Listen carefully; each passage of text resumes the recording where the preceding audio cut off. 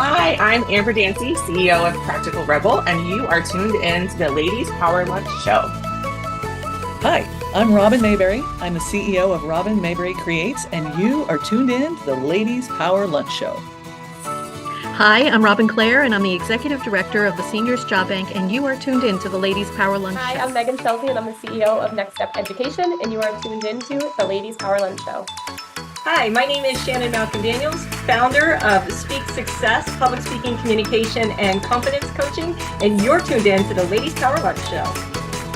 Hi, I'm Marianne Pack, CEO of Envision Greatness Press, and you are listening to the Ladies Power Lunch Show. Hi, everybody. Welcome to the Grow Your Business Smarter, Live Your Optimal Life TV show. Hi, I'm Dr. Davia Shepherd, and I am your host. And today I have a very special guest, Laqueisha Clemons, and she is going to be sharing with us about how you can also live your optimal life.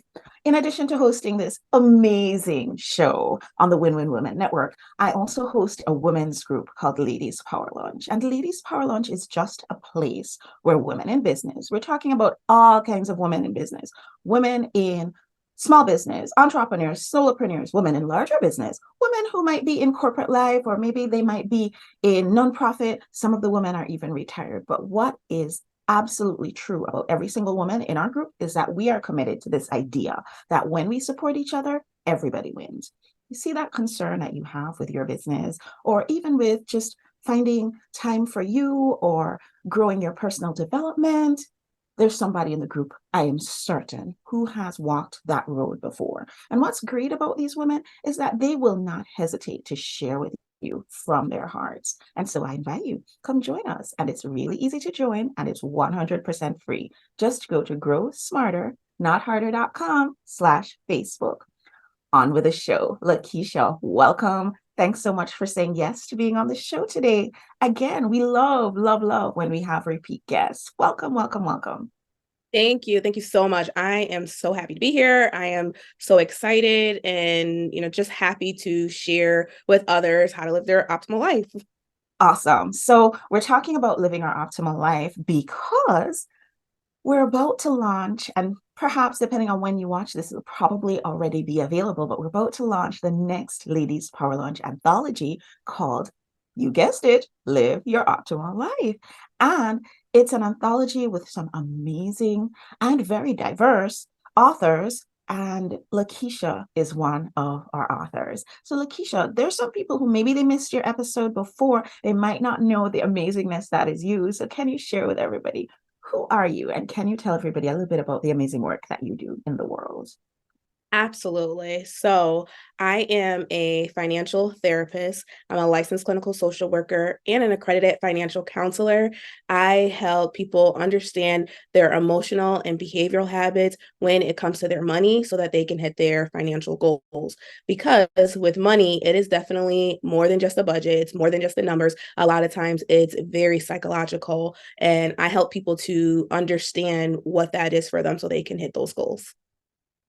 Well, this leads me to two additional questions. I'm just going to line them up back to back, and you can answer them however you see fit. So people are going to want to know, you're a financial therapist. How did you even get to be a financial therapist? What is a financial therapist? Who are the kinds of people who would need a financial therapist? Tell us the answers to all those things.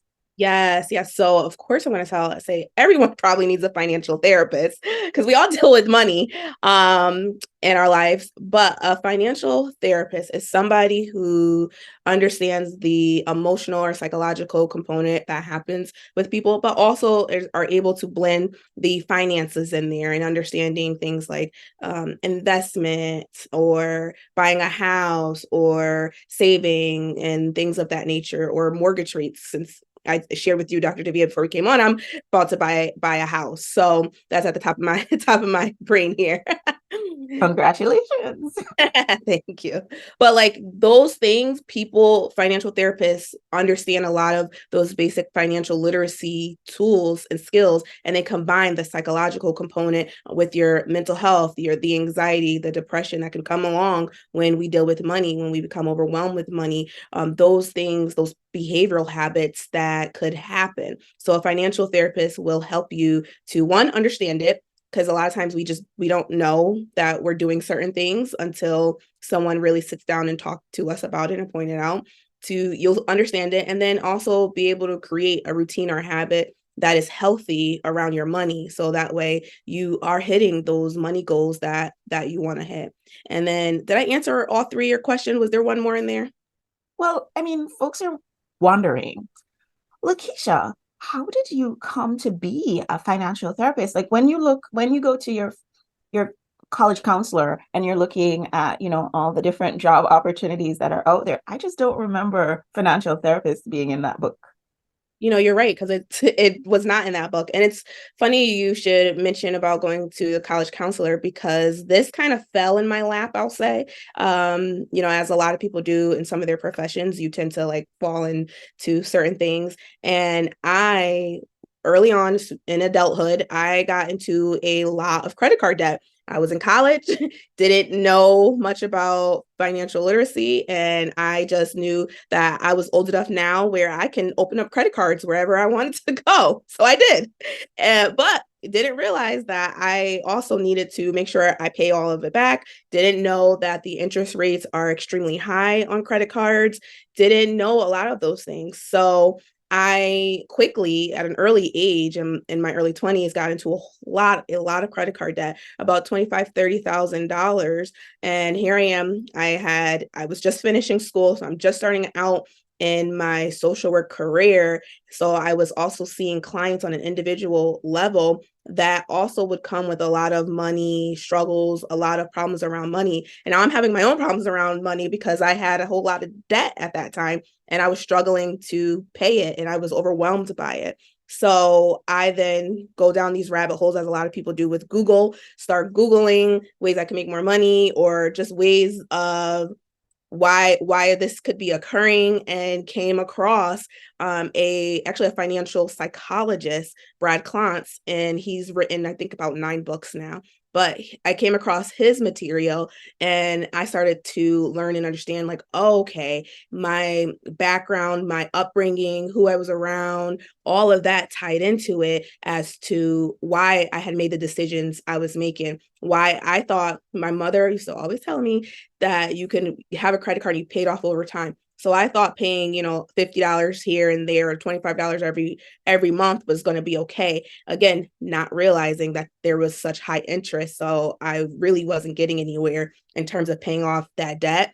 But until I got to the extreme point of having too much and really couldn't afford my bills, I then felt very overwhelmed and I didn't like the feeling. I was very anxious. And then I did some work, set some really great boundaries around my money, and climbed myself out of debt. It was not easy and it did not happen quickly, but I had to do it, and I had a goal in mind and I pushed myself to do that. And now with me seeing clients and seeing that they were struggling as well, and understanding now more of that psychological piece, and doing a lot of reading and research on Brad Klontz's work, the financial psychologist, I then was able to understand why I did it and why some of my clients were also having similar patterns. So I then found out there's a whole community out there of financial therapists. They're far few in between, but I was like, this is what I want to do. This is where I want to be at. These are the people I want to be with, because I went through it. I need to help others and help my clients and help them see that they can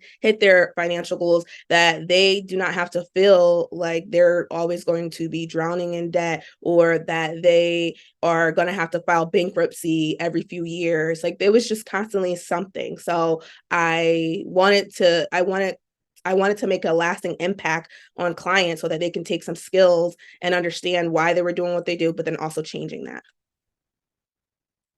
I love that. I love things that are different. I love professions that crop up in order to meet the needs of the world. And I feel like there is really a lot of there are a lot of people who benefit from working with somebody like you, because not only from the point of view of getting out of debt and addressing those patterns, but I feel like a lot of us have a lot of mindset issues around money, that if we could overcome that, we could live our optimal lives. A lot of people who come in to see me as patients, when we drill down to what's really causing their pain, a lot of the times it has something to do with a money situation that they've been dealing with. So there's so much value to the work that you do. So you've already been an author. You have a book that is about managing our money, and it's a journal, so people can actually do some practical work. Do you have a copy of it close by that you can show I to us? do not have a copy close What's by. the name of your book? It's more than just a budget. A It's guided. more than just a budget. Yeah. So folks, you can go and check out It's More Than Just a Budget, Laqueisha's book. But now Laqueisha has a new book coming out called Live Your Optimal Life. You're a financial therapist, and we're talking about live your optimal life in this book. What made you say yes to being a part of this collaboration? Well, I said yes because again, I want to get my story out there. I want to get this understanding of the narrative around financial therapy, with helping people to know that we exist out here and that everyone can benefit from financial therapy or seeing a financial therapist, and that I wanted people to resonate with my story because I think a lot of people go through similar things as myself. And I wanted them to see like, hey, you're not alone. You're not alone. You're not alone in this. And I've been there, and I did what I needed to do to get out of it. I went through some hard times and did it. And now I'm living my optimal life. So there's a light at the end of that tunnel. There is a light there, and you just got to hold on and keep going. So I wanted people to know that. A lot of the times we say your mess is your message. The thing that you've been through that was perhaps the hardest, the thing that was perhaps most challenging, actually informs the work that you can do to firsthand share with your clients that there is another way. And they will, I think, appreciate even more that, you know what, you've been there, you've done that, you've bought that t-shirt, and you know what it really means to be where they are, and that you're standing as living proof that they can turn things around. So I love that you said yes to being a part of our anthology. I'm a practical person, very, very practical. If you'd met me maybe 15 years ago, I would be asking you, show me the double-blinded placebo-controlled trials that explain this. But one of the things I love about our anthology is that it's not just us telling some stories about some things that we've been through, but it also has practical recommendations for folks, things that they can use to workshop themselves through the things that they are going through in this moment. So I want you to share with us, when it comes to this idea of living your optimal life from the perspective of a financial therapist, if you could wrap your around all of the thing that most people they seem to keep missing. Let's see. You said the most thing that people seem to keep missing, correct? I would say the gratitude in this, and because we also have to remember to be thankful for also the small things, just the small things when it comes to your financial journey, and those little things that we tend to over miss. And that could be things such as having a roof over your head, living where you're living. It may be that you are still able to have food and things like that. So I would say, I think people miss that sometimes, is to have the gratitude. If you could give us some do's and don'ts for living our optimal life. I mean, I see the value of what you're talking about, of being grateful, because sometimes it's normal, I think, and natural for us to, if something's not going well, to not feel great about it. But sometimes I think we might stay too long in that place and not recognize that there are things that are happening that are good, and that those also need to get some attention. So there's definitely a perfect place for gratitude. And I feel it's one of those things that has become a buzzword and everybody talks about gratitude, but I'm not sure if people really get it and get how important that is. If you were talking to a client about improving their attention to gratitude, how would you approach that conversation? If I was speaking about that, I would actually talk to them about when they woke up today.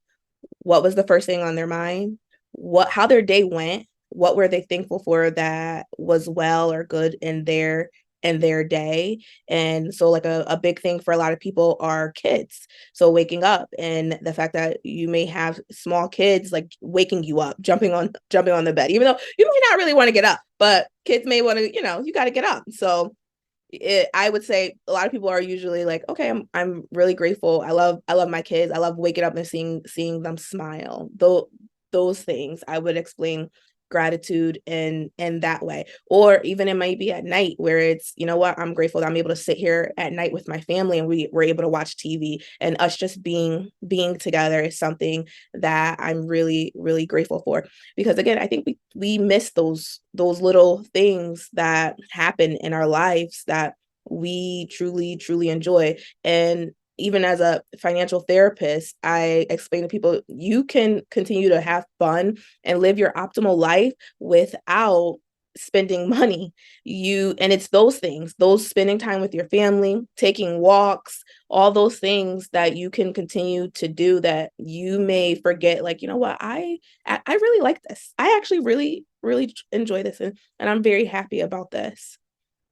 And as far as the don'ts, as you were mentioning, the don'ts is, I would say, keep the negativity away. And when I say keep negativity away, and maybe I should say setting the boundaries, but I say that because a lot of times there are negative thoughts that we could have, and there are negative people also that may come and, I guess, rain on our parade, make us feel that we aren't good enough, that we should be doing something else, that we can't hit those next goals.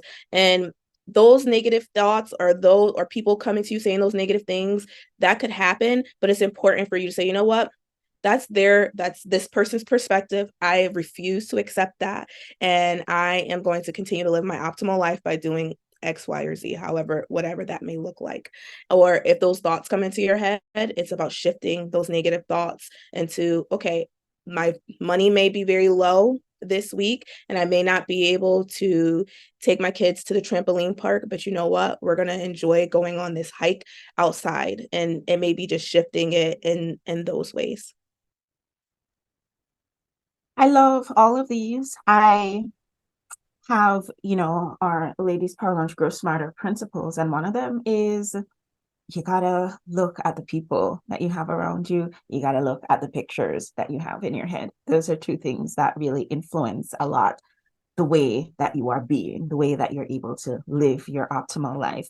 Our listeners and viewers, they love story. If you could share with us a story that would really back up this idea of being in gratitude helps you to live your optimal life. Can you think of a client or something like that that's really standing out for you? Yes, I actually have the perfect client that I would love to share here. So we'll call her Jill, just because got to keep confidentiality, but we'll call her Jill. And so Jill came to me because she previously worked several different jobs where she just couldn't make ends meet all the time, and even struggling with doing things like, should I pay $3 for peanut butter? Should I just leave the peanut butter in the store? Just struggling with her decisions that she was making. And so she got another job that paid her a lot of money and an abundance of money. And she came to me because, again, she was just not confident in her decision making with money because of her past. So with her coming to me, she was thankful. We talked about her being thankful for her past and how that really prepped her to living the life that she's living now, where she is very cautious with her money, but also learning how to spend it so that it could be healthy. So she's grateful for her experiences that she went through, and now she's flipped it. It was a negative experience that she's flipped to a positive one, where she's grateful that she went through that, but now she's able to be a little bit more cautious with her money and learn other things such as saving and seeking out like a financial therapist, but also learning now to spend it in a healthy way, where she came to me and she was not taking any vacations, any trips.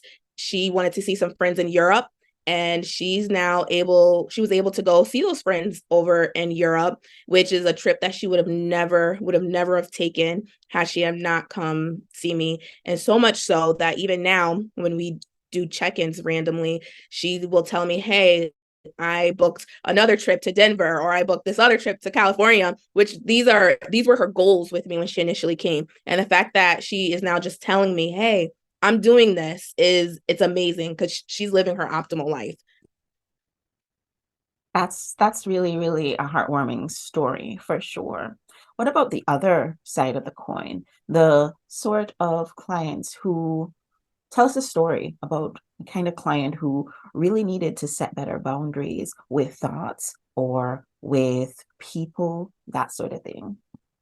Yeah, I had another client who she was struggling financially. She was taking care of her young child, and she was actually taking care of her mother. However, her mother was of able body, able to work and everything. She just didn't want to work, and she was struggling, and they moved into this apartment with the agreement that she was going to work and they were going to split the bills, and it didn't work out that way. So we discussed a lot about boundary setting and this being her mother, but she was struggling so hard, and it was hard for her to take care of her child and trying to hold everything. I'm like, she put in boundaries with her mother, and she was like, I'm not going to put her out. I'm not going to put her out on the street, but I'm going to set some firm, clear boundaries and give her a timeline of, you're going to have to pay, or you're going to have to like look for a job, and you're going to have to contribute these things because I can't do it all. And she was able to set those boundaries and have the discussion with her mother, which is something that she struggled with, which is why she's why she took care of everything. She just did it. She never had the conversation. But she was able to let her mother know that she can do this, that she didn't have to leave, but she had to pay some bills, or she was going to have to go to the other sibling's house, who the other siblings said they can't, she wasn't going to be able to come there. So that was one way of her just setting those like firm boundaries when it came to her money, so that she could just hit her goals.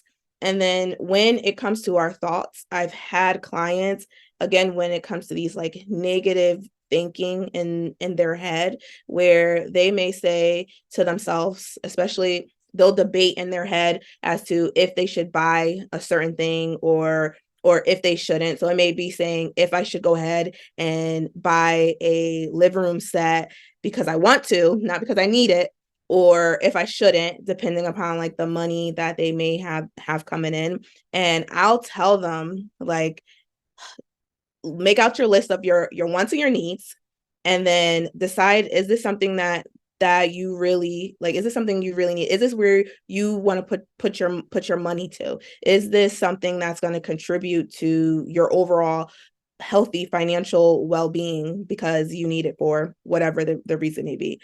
A lot of times what I find when they do that, they're also thinking about, they're doing that because they have like a relative or friend or somebody that's coming over that they want to impress. Usually that's what happens. They're looking to impress somebody. And I'm like, okay, so that's where this is really coming down to. You want to look good. You want to look a certain way. And it's okay. You don't have to. Let's stay true to who your values are. And then usually talking through that, they're able to make those decisions that they feel is best for them.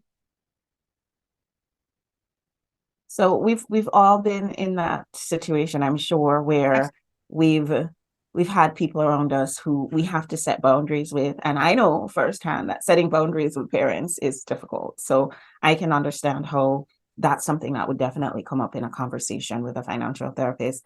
Setting boundaries with our thoughts is also difficult, because if I'm thinking, well, I don't want people to think about me a certain way, so I'm going to spend all this money to put myself in a negative financial position, but to present a better image to the world, that's something that I'm sure lots of people have. Those are conversations lots of people have had in their heads over time. Yes, absolutely. So give us a little bit of homework.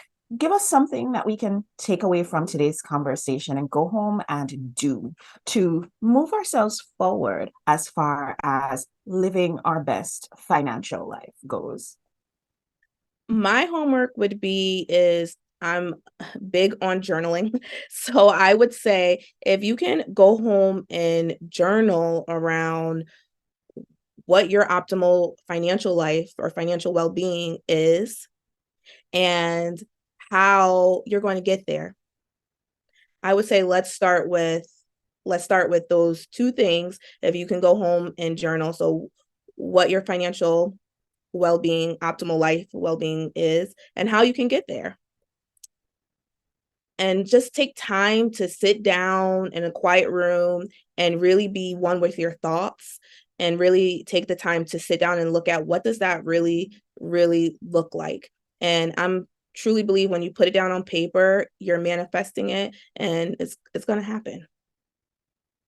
I like this idea of sitting and really thinking about it, because I know most of us, we have an idea that, okay, we probably would like to be in a better financial situation than we are now. I'm pretty sure if we had millions and billions of dollars, we probably still would be like, well, it would be nice to be in a better financial situation. But I don't know if we've all thought about what exactly would that look like? What are the things that some of the, I think, journaling questions that we could ask ourselves? What are the things that we would love to be able to make decisions about without considering price tags? What are some of the dollar figures that we would like to see when we open up that app on our phone to look at our bank account? Really thinking about it and having some concrete ideas about what it is that we want, because a lot of the times our ideas when it comes to money are very nebulous, I think. And it could be that as we've grown up, talk about money has been pushed to the side for many of us. So we're not really comfortable having that conversation even with ourselves. So I think this is great homework for us to actually figure out, what do we want? And then the next question, what are options that could get us there? That's always a great idea. I remember I had a coach one time and she made us do an exercise where we had to write 50 ways that we could make more money. And she said, make it as ridiculous as possible or as practical as possible. It doesn't matter. So it could be, hey, I'll go drive for FedEx, or hey, I'll go do babysitting. That'll bring in a couple more dollars, or just start making a list, because what she said to us, and I have found that to be so true, is that by the time you get up to about thing number 30, your brain stops putting in pet sitting and cat grooming as options. And now you start seeing some real ideas coming in that you probably wouldn't have thought of otherwise. I love that. Yeah. So hey, let's add that to our homework, guys. Let's add that one to our homework. What about things that you are tuning into right now? What are you looking at? Are there any tips, tricks, tools, books, apps, podcasts, anything that you're tuned into right now that you think we would all enjoy, or that might even benefit us, help us to live better financial lives? Yeah, I mean, I would refer back to Brad Klontz. As I mentioned, he's an author himself, and I finished up his book Money Mammoth, which is similar to, again, understanding this mindset and why we do some of the things that we do, but he also provides tips and strategies around it. So he's definitely one that I have on Audible, and I read a lot up on him. And then I'm into speaking a lot, so I'm also listening to on Audible Ashley Kirkwood. You've probably heard of her, with Speak Your Way to Cash. So lately I'm doing a lot of book reading or book listening, I should really say. Yep. I have found that the apps Audible and Libby, because Libby is the public library, all those books are free, and you can still take advantage of getting the knowledge that's available. And of course, Audible, you can buy the books there. But I have found that I've been able to really stay on top of my reading just because I can listen while I'm doing dishes. I can listen while I'm driving to work. There are so many opportunities for me to stay on top of things. And of course, I recommend that for those of you who are into listening to podcasts, go on over to the Ladies Power Lunch podcast and you'll be able to hear Laqueisha's previous episode of this show. So there are great opportunities there. I'm going to add the Money Mammoth book to the Ladies Power Lunch book club. So as I mentioned at the top of the show, there is an amazing community of women called Ladies Power Lunch. And we are having conversation just like the one we're having today with Laqueisha over in our Facebook group every single day. But that's not all we do. We're over there supporting each other. And we also have book club. And every year we choose a new set of books. We're just choosing the books that we're going to read for the coming year. Our year starts in September because we have kids. So we go with the school year. But every time one of our authors, one of our guests comes on, they give us book recommendations and we're able to add those to the list as well. And for those of you who would love to be a part of our community, we welcome you just to go to growsmarter.com/Facebook.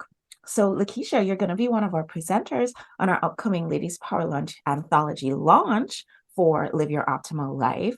And you're going to be sharing about your chapter in our book, Live Your Optimal Life. And folks can get a copy of the book. They can get the summit recordings. They can attend summit if they catch this in that window. And all they have to do is just go to growsmarter.com/ticket. And that gets you the summit for the book launch summit. It gets you a copy of the book in paperback. It gets you the ebook access. It gets you the recording so you can listen to it. If you missed something, you can listen back.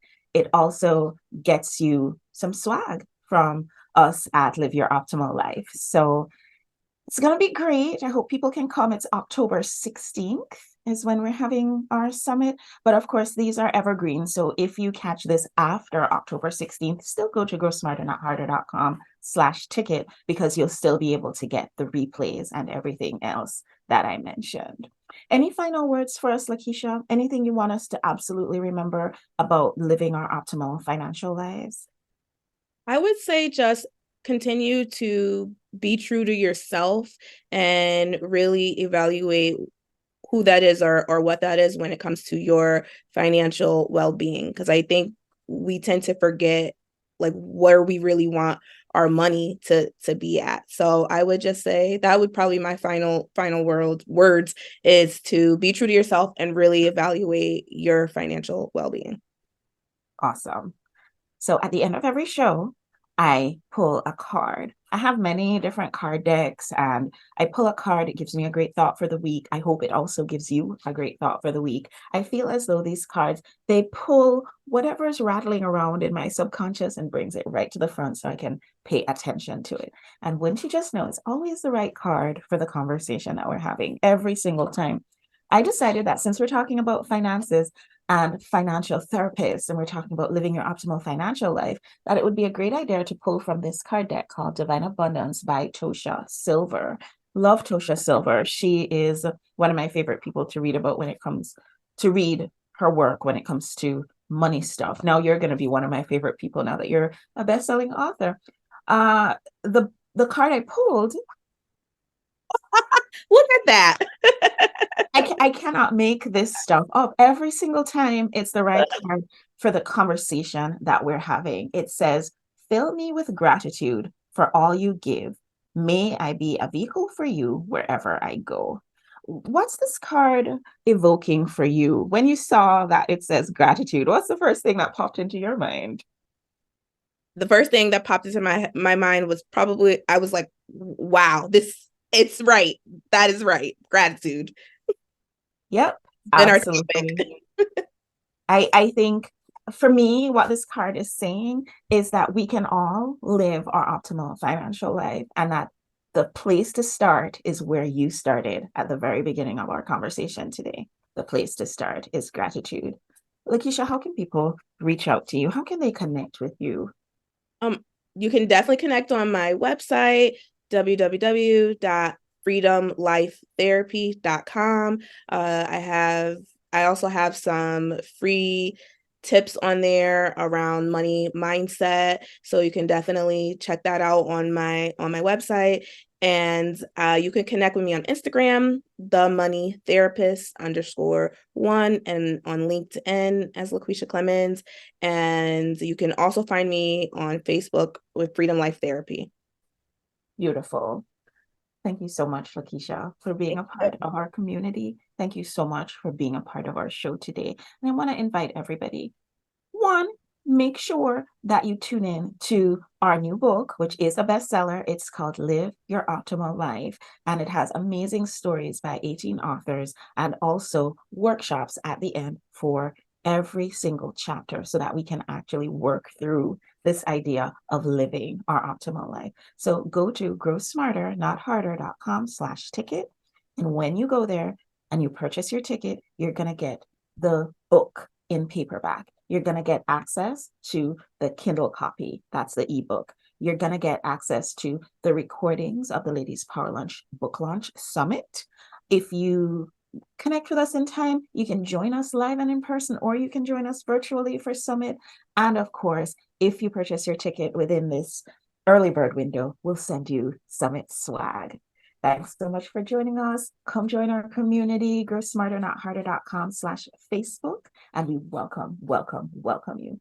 Thanks everybody for watching. I'll see y'all on the next show. Bye everyone. Bye, thank you.